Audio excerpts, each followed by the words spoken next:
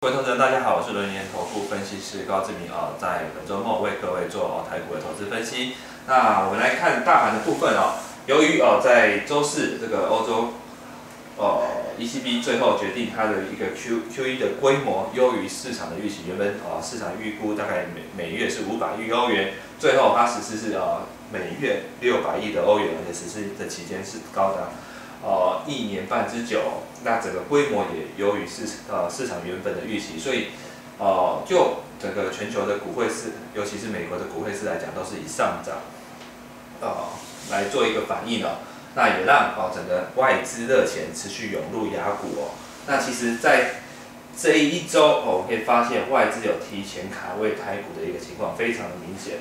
也是呈现一个连五买，尤其近3个交易日外资买超台股都是超过100亿元，甚至今天是正式突破单日买超200亿元的一个新高的一个金额那也在外资的资金涌入之下呢，推升台股突破整理区之后一路向上攻高，那已经来到近期的一个波段新高收在9470点但是因为短线台股已经连拉4根红棒再加上其实已经接近前波的一个高点，相信在下周开始呢台股应该会出现一个震荡整理的一个情况，再加上如果我们观察这几天整个盘面来讲的话，基本上该涨的一个重要权值股都或者是可用之兵，基本上都已经有拉过一波了，所以在股价已经来到相对高档之下呢，市场的一个追加意愿就会相对转弱，所以有可能下周的一个攻击主轴会转为中小型股，因为我们也可以发现，在今天大盘创高的同时呢，柜买并没有突破这个先前的一个高点，甚至今天盘中是出现一个开高走低的一个情况，当然主要是因为从11月开始，整个柜买的一个融资增加幅度太高导致筹码有点凌乱。那再加上这个今天主要攻击部队都是在大型股或者是上市市场，所以资金有点一些排挤的效果。但也因为我刚刚提到，在下周开始可能大盘会进入一个震荡整理，那资金就会有机会转入做小型股，尤其在今天接近午盘的时候金管会证明中有宣布下周将会公布将台股的涨跌幅放放到10% 的一个实行细节那当然这样也是除了有利整个国内股市跟国际股市接轨之外呢，那当然会让市场联想是不是要未来跟这个涨跌幅一样都是10% 的这个入股做一个连结，那吸引这个中国大妈的资金来台湾做投资的一个想象空间，那当然会有利延续本波农历年前的一个资金行情，那当然中小型股就有机会再重新上攻，尤其我们观察其实柜买占柜买权重比较高的生技股，其实今天有开始慢慢转强只是说尾盘攻击力道不足，所以造成开高走低但下周应该就有机会向上攻高，因为它量能其实已经有慢慢扩大了。那就法人买卖超来看的话，外资的买超力道是越来越大，像这个不好意思，这个今天是已经有买超200亿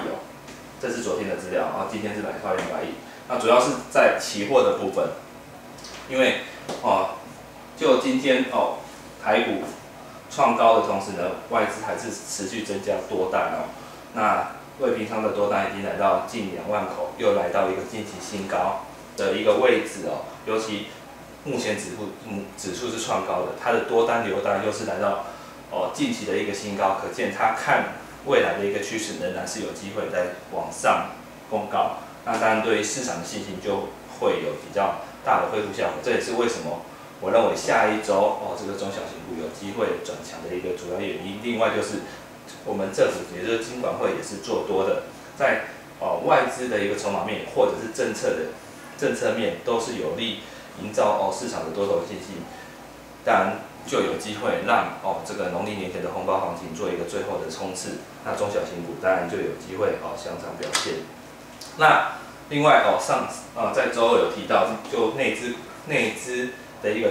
态度观察指标就是股王大立光。那今天大立光也在盘中收盘有创下波段，应该说历史新高，来到2770点离3000元其实也蛮接近的当然，它的创高当然对于市场的一个内资的一个信心是有一个加分的效果。那如果它能够再向上攻3000元的话，我相信应该这个市场的热度就会有一个非常大的一个加温效果。毕竟过去并没有一档个股突破3000元，那当然它会具有一个非常大的一个指标性意义另外，今天台积电也是再创波段新高，所以就今天的盘面来讲的话，是呈现全指龙头股王大立光，以及这个加权指数同时都创波段新高，或者是历史新高的一个情况所以就目前来讲的话，盘面还是维持多头格局但是因为就这个台积电来讲的话，因为它创高之后，通常都会有一个获利回吐卖压。那如果当台积电无法再持续攻高的话，当然指数就会有进入震荡的整理的一个可能。那就主力的观察指标尾端的部分今天有出现一个稍微震荡的情况，但是就量能来讲的话，并没有失控因为先前有提到，除非在高档出现爆量行情才有可能结束。那以目前来讲的话，高档都并没有爆出大量，最大量其实是在底部所以接下来整理之后，下周应该就有再持续创高的一个机会那当然，投资人可以持续留意尾段如果创高的话，一些中小型做梦股依然就有机会持续上演这个做梦行情。那转机做梦的一个指标呢，则是这个3051的力特，那它股价是持续跳空涨停那锁单量有越来越多的一个情况但主要是因为它占它营收50%左右的这个中国面板厂华星光电，它的第二条8.5代产的一个新产能有机会提前1季开出当然就有机会带动它今年的一个获利有一个上调的空间，当然就有吸引资金不断的一个进场做推升。那以它今年的获利来讲的话，其实它目前本益比还不到5倍所以应该股价都还有在持续攻高的机会，只是因为连续跳空之后，一定会有一个获利回吐卖压。那当然，对于还没有进场投资人，或许是一个新的进场点那以过去观察，大概是连续跳空5根涨停之后呢，就会有一个涨停板打开的情况，所以预期下礼拜应该有一个涨停板打开的机会，那投资人可以留意新的一个进场点。另外因为QE 欧洲实施 QE， 那热钱就会开始流向全球的一个商品市场。那观察这个全球股市其实近期已经来到相对高点了，所以在这些热钱要再涌入股市的机会相对较低，所以我们认为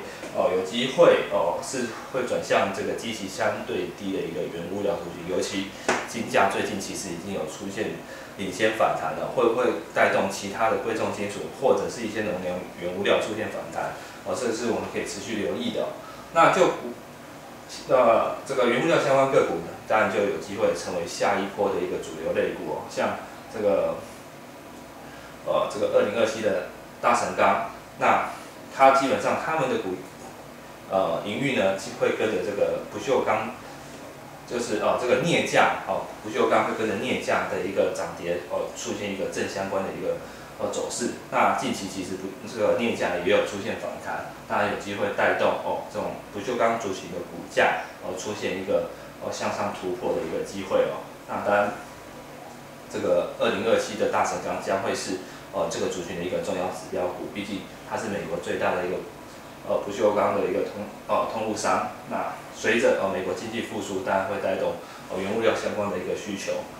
那再加上刚提到，如果这个镍价直接反弹的话，将会带动它的一个毛利率的提升，当然股价就有机会向上攻高。那当然，如果它能够向上突破的话，整个不锈钢族群应该就会有一个比价效应。另外，也可以发现，其实轮胎的相关族群近期的股价好像也有一个偷跑的迹象，似乎也在提前反映可能这个橡胶接下来可能报价会出现一个反弹。当然甚至其他竞争对手像振兴、建大，因为它接下来会有扩产，那在新产能开出、增加营运动能的预期下，相信他们的股价应该接下来也有机会向上反应所以我认为接下来投资人可以开始寻找一些基期相对低的原物料族群，或许会是下一波的一个攻击主流。那以上是这边为各位所做的一个投资分析，预祝投资人休假愉快，谢谢。